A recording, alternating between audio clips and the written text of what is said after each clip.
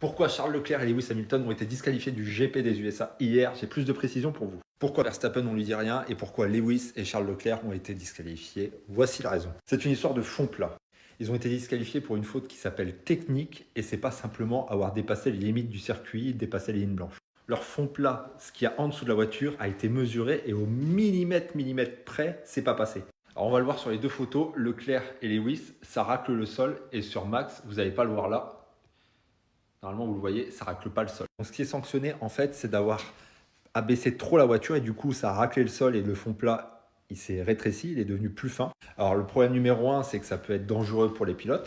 Et 2, quand on abaisse trop la voiture, on a trop d'aérodynamisme et on va plus vite. Et c'est considéré, entre guillemets, comme de la tricherie.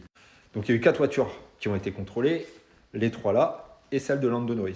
Et les 2 qui se sont fait choper, c'est Leclerc et Lewis. Tout simplement parce que la distance, l'épaisseur du fond plat était devenue trop fine avec le frottement de la voiture. Ils avaient pris trop de vibreurs sûrement. Les infos que je vous donne là, c'est celles qui ont été données par Julien Febvreau et Franck Montagny juste hier soir après le GP et après la disqualification.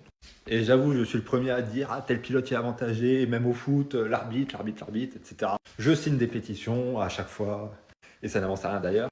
Mais là, pour le coup, la sanction, elle est justifiée. Et je le répète, on parle d'un problème technique qui peut être dangereux pour le pilote au final et qui représente un gros avantage au niveau de l'aérodynamisme.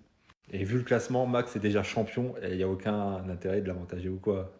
Et la preuve en est, c'est que Ferrari et Mercedes ont tous les deux parfaitement accepté la sanction. Et même les deux pilotes ont fait ce poste-là en commun avec marqué Mood.